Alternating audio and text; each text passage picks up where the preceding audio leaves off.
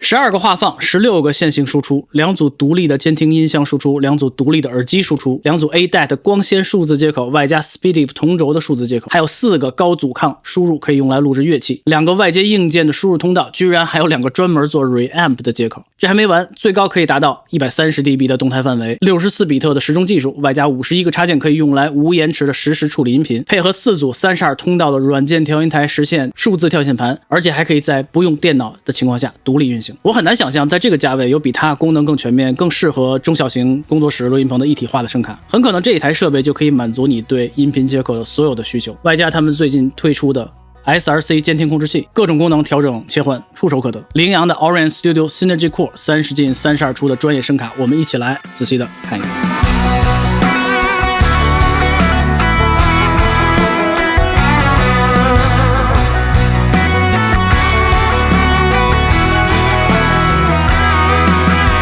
大家好，我是 Alex。 我知道视频一开始我说了一大堆东西啊，你可能记不住几样，因为实在是太多功能了。这也是我拿到这个声卡的时候第一时间的感受。虽然只有 EU 的体积，但是呢，这个设备的接口之丰富真的是令人赞叹，而且每一个方面都非常值得称赞。首先呢，12个话放，前面有4个，后面有8个，全都是离散式设计的独立的线路话放，可以提供最高 75dB 的增益，完全不需要担心任何麦克风推不动的问题。离散式设计呢，可以让它们每个话放之间减少干扰，从而得到最好的信噪比。如此之多的话放呢，完全可以撑起一个小型录音棚了，无论你是录合唱、录小乐团，甚至录鼓都足够。而且呢，对于那些需要灵活性的工作室，你会发现前面板如果有4个麦克风输入，这是一个多么开心的事情。你直接拿根线插上就可以用了，做音乐录 demo 真正的即插即用。而且前面4个话放呢，都可以切换成高阻抗的模式，你用中间的这个插孔来录吉他、贝斯、键盘等等的乐器，声音品质非常的好。对于很多小型的工作室来说，几个朋友过来一块插到声卡里面就可以开始 jam， 可以写歌，可以做音乐，非常的好用。除此之外呢，对于后期需要进行 reamp， 也就是吉他、贝斯音箱重新录制的朋友们来说，这个声卡的前面板在这边提供了 reamp 使用的接口。你可以通过前面的高阻抗接口呢，先录一轨进去干声完全的 DI 的声音，在混音制作的时候呢，可以通过 reamp 把这个信号转换成高阻抗的乐器信号，输出给你的音箱，再重新通过麦克录回来。这是一个非常流行常见的录音的方式，可以给你充足的时间、灵活度来调整你的音箱的音色，调整你各种各样效果的音色，以及调整你整个录音的链路。对于使用外接硬件设备录音，比如说压缩、均衡等等的这些朋友来说呢，这个声卡背后还提供了2个 insert 插入的接口，可以让你在 A1、A2 2个话放使用外接的硬件设备。这个功能在很多声卡上都没有。那有朋友可能会说，我不需要12个话放，那这个对我来说是不是特别浪费？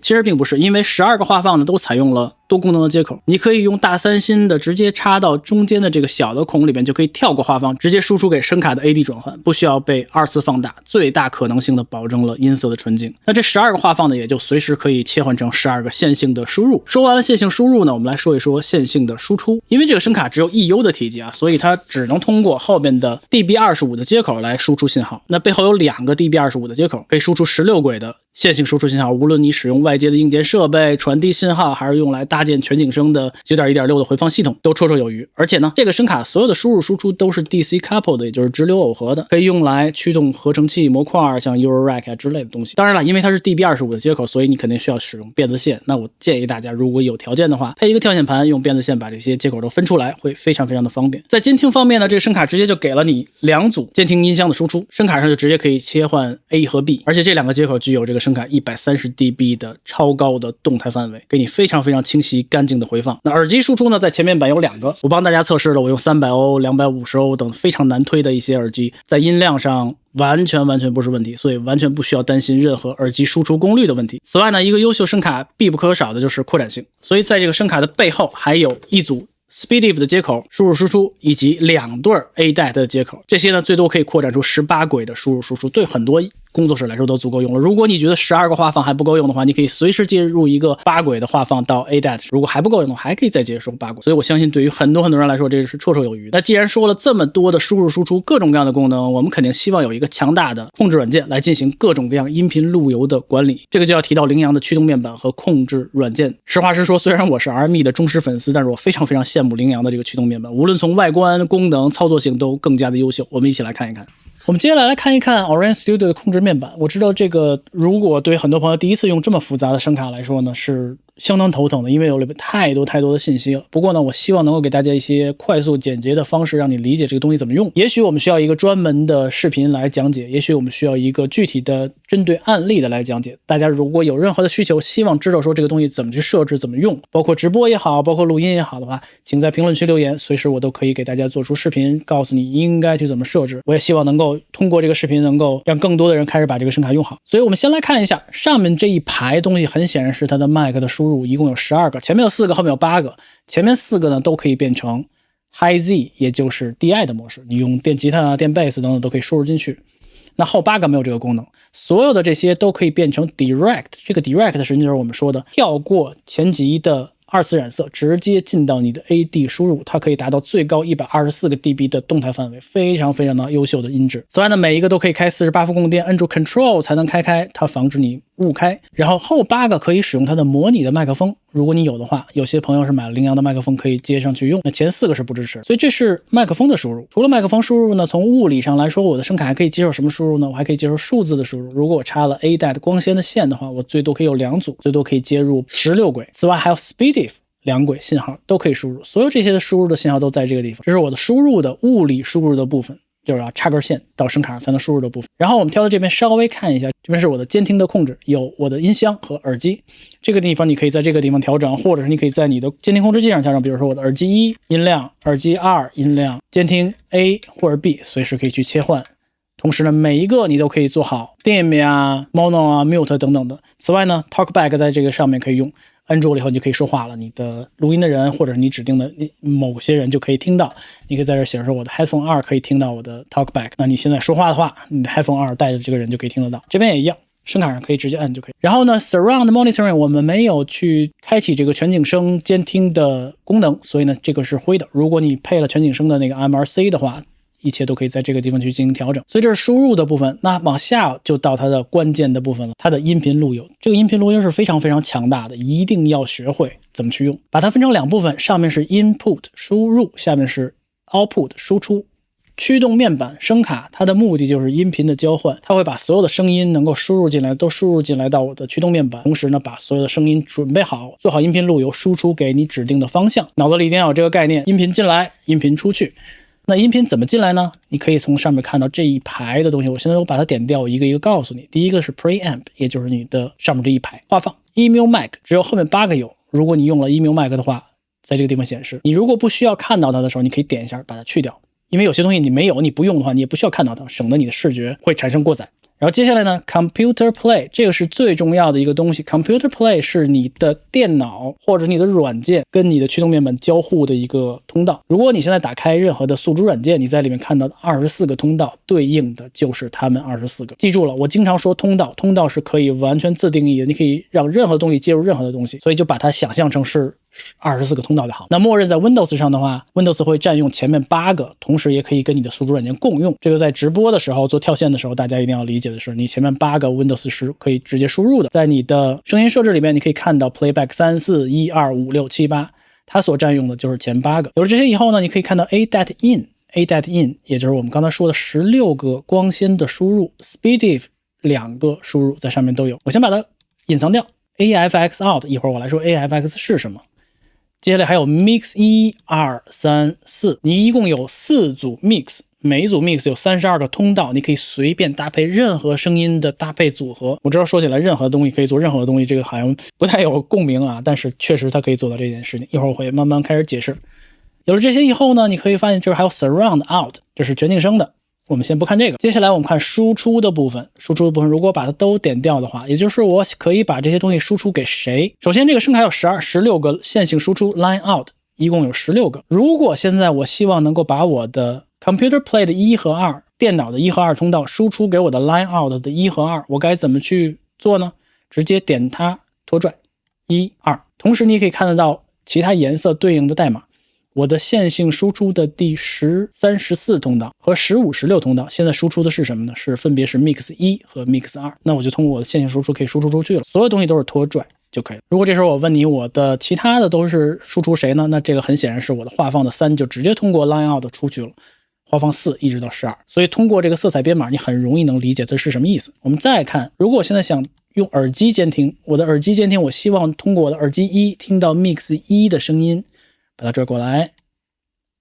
我的耳机2，另外一个人在录音，我希望让他能够听到 Mix 2的声音，因为他的 Mix 跟我的不太一样，我把它放过来。不要着急 ，Mix 我一会儿会解释。然后呢，我的监听 A 和 B 都在这个地方。我监听 A 和 B 呢，我希望让他听到同样的东西，都是 Mix 1，因为我希望切换不同的音箱，听不同的效果，直接拖出来就可以了。再往下。Reamp 这个 Reamp 是什么呢？就是我们前面的这个接口，通过它可以输出给你的电吉他音箱、电贝斯音箱之类的。这个时候，如果我在我的宿主软件里面从1到24个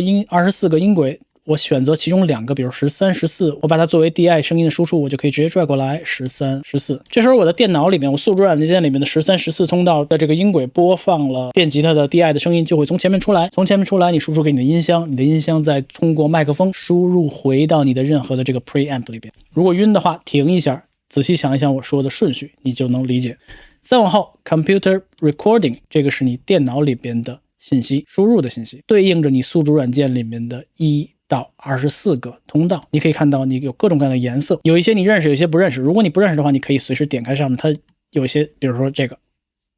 色彩是搭配的，你如果没有看到这个颜色的话，那肯定是有某一个你没有开。所以呢，这个是你的宿主软件里面对应的1到24个，同样也是你电脑里面对应1到24个。我记不记得我跟你说过 Windows 是用了前8个。那如果你用直播软件，比如说抖音或者之类的话，你打开抖音里面就会让你选1、2、3、4、5、6、7、8，那5和6就是对应着这个2个东西。这2个东西是谁呢？看颜色，上面是我的 Computer Play 1和2，所以你就可以正在把你电脑里边的1和2的声音输出给你的直播间，你的抖音通过5和6。还是那句话，如果你对任何的音频路由搭配完全懵的话，留言我会帮助你。有了这个以后，我们继续看 ADAT out 光纤输出 SpeedDiff 输出。比如 SpeedDiff 我希望用一个高级的解码器，怎么用呢？我把我的 Mix 1和2拖过来，我的 Mix 1和2就出去给我的解码器，通过它来去给到其他的回放的设备。完了以后一定要注意，我们刚才一直在说 Mix， 你肯定晕，你说 Mix 到底是什么？我把它点开以后，你会发现咚咚，咱们就拿 Mix 1和2来解释就好。每一个 Mix 代表着一个数字的调音台，32轨，你可以任意搭配它们的信息，你可以把任何上面这些信号拖拽下来给到 Mix 里边的任何一个通道，这样的话你就有了素材，你就可以开始去进行调整和混合比例。你一共有4个 Mix， 如果都打开的话，一大片的东西，你一定要记住谁是谁。这个时候呢，我们跳到上边可以看到 Routing 边上有个 Mixer， 点它，你会发现这边有 Mix 1、2、3、4，这就是我们刚才看到的那一排一排的东西。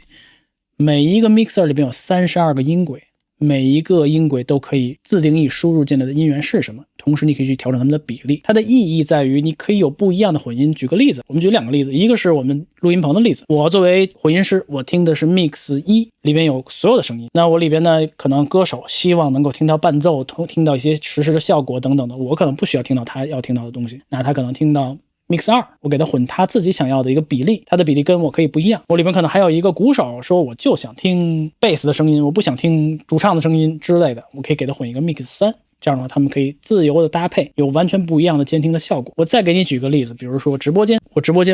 作为直播的人，我希望听到一个混音，一个 Mix， 这个 Mix 里面包括所有的声音，包括直播间人们跟我说话的声音，包括我的助理在边上提醒我5分钟之后请说什么什么什么，包括各种各样的东西，包括计时器，包括之类的。但是我听到的东西不能给我观众听的，所以我就可以用 Mix 2，在 Mix 2里把我所有不想让他们听到的东西都 mute 掉，或者都不放进去，把 Mix 2输出给我的直播间。这么说大家应该相对来说能够去理解，这就是 Mix 的意思。你有4个 Mixer 去混出4个不一样的 Mix， 然后呢去搭配他们的组合输出给任何的地方。比如说你的 Mix Channel 1这一排的东西好了以后就变成这个了，这个你就可以输出给任何其他你需要输出的地方。这是 Mix 的意义，非常非常重要的概念，大家一定要掌握。 OK， 有了这些以后呢，我们都知道 Mix 是什么了。我们还要看一个是 Meter， 这个 Meter 如果你需要的话，你可以监控任何的东西的电平，比如说我的画放输入信号怎么样，其他输入信号怎么样之类的都可以看得到。接下来很重要的一个东西 AFX， 也就是它的实时效果的功能。这个实时效果功能呢，对于这个声卡来说是一个非常非常重要的功能，很大程度上你购买它这个声卡目的也是希望能够去使用它这个功能。随着 Orion Studio 的这个声卡赠送51个插件，这51个插件随时你都可以用在 AFX 效果里边。你点 AFX 以后，你会发现这边有32个轨道，这32个轨道是你可以任意选择一个轨道去添加效果。比如说我选择11，我可以去给它增加前级、压缩、均衡之类的，你可以任意搭配。有了这个以后，你就有一个通道，这个通道是有效果的或者有处理的，你就可以去利用它。怎么去利用它？把音频输入进来，然后呢，从它再输出出去，回到 routing。记不记得我们刚才看到这个地方有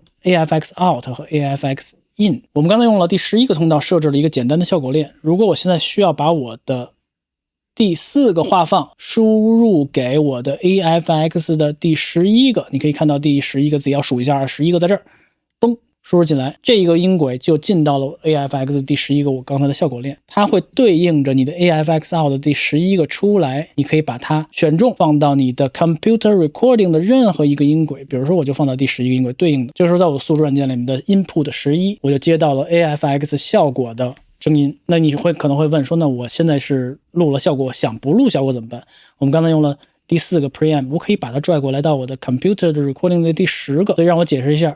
Computer Recording 输出软件里面的输入10和输入11分别是没有任何效果的前级的声音和有 AFX 效果的处理过的声音。如果听晕了的话，停一下，仔细的想一想。所以 AFX 这个东西呢，最多可以给你32轨通道，你可以任意搭配它去做这些实时的处理的调整，非常非常多，而且你可以几乎把它们都填满。这个声卡里面的 DSP 完全能跑得动，但是我劝你就一定要记住哪一个是哪一个，不然的话你可能用起来就会晕掉。所以这是 AFX 51个插件任意搭配组合，把它都用起来。最后的最后呢，我要提醒一句的是，这个驱动面板里面还有一个混响的功能，这个混响功能也是完全没有延迟的。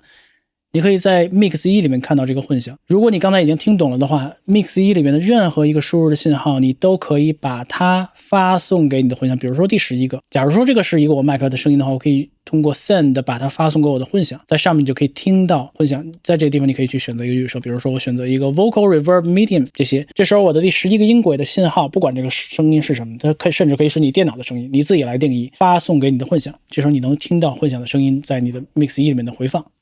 所以这个混响是只对 Mix 1有的，其他是没有的，你可以合理的去利用它。最后的最后，羚羊还有一个著名的 Matrix， 我从来都用不懂这个东西，我特别讨厌这个界面。但是如果你觉得这个界面你看起来，对吧，能跟奥特曼一样，能对上的话，你可以去用它。这个课题留给你。那在驱动面板结束之前，我一定要提醒大家的是，记住去存你的预设。在这边你可以去存预设，比如说今天我给谁谁谁录音了，我的这个设置，或者我直播的这个 session 我的设置存一个。这时候你可以在你的声卡上或者控制器上随时去调整。比如我现在想调回我的第一个预设，调回来了，第二个，它会有不一样的存储，一定要养成这个好习惯，不然的话，这么复杂的调音台控制，一旦你忘记上次设置是什么，你从脑子里再去想的时候，你会花很多的时间精力，非常非常头疼，这个是痛苦的经验。所以呢，大家一定要保存你的这些预设，让你的工作会变得更轻松起来。OK， 我知道这部分的内容对于很多人来说是很难以听懂的，如果你有任何的使用案例的问题，可以在评论区留言，我会帮助大家去解决你们的问题，针对性的去告诉你应该怎么去进行设置。当然了，我希望每一个人最好能从最基础的理论逻辑上来掌握这个东西，那通过一些案例可能会帮助大家更快的去学习。OK， 这是它的驱动面板软件的部分。OK， 看到这儿呢，你大概已经觉得有点信息过量了，不过允许我再介绍一个配套的设备给你，就是羚羊的 SRC 立体声监听控制器。用它搭配 Auran Studio 的声卡使用，它可以把很多最常用的功能都放在你的手边，从两组音箱的切换、耳机的切换、音量的管理、声卡预设的切换到 Talkback Mic 的启动、各种静音、Mono 等等的功能应有尽有。而且呢，通过它的配套软件，你可以使用16段高精度的参量均衡，精准的校正你的房间的声学，可以用来控制你的 2.0 或者 2.1 的监听系统。没错，它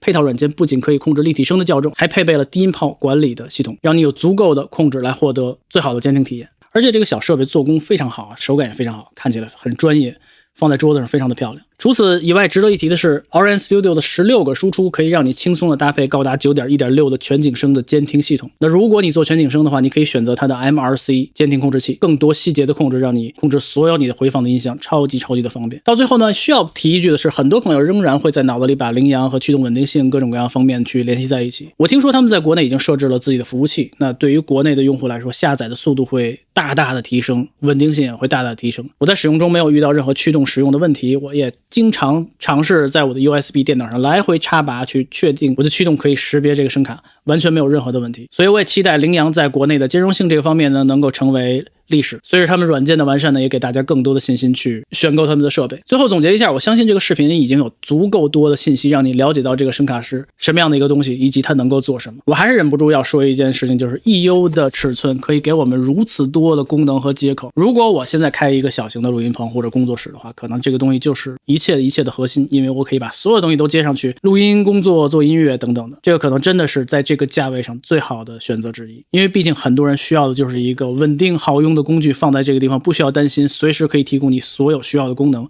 我相信它肯定能做到。所以羚羊的 Orin Studio Synergy Core 专业声卡，大家可以了解一下，很可能这个就是你的一站式音频接口。好吧，那我们就先介绍到这儿，感谢大家支持，咱们下次再见，好好学习，天天上。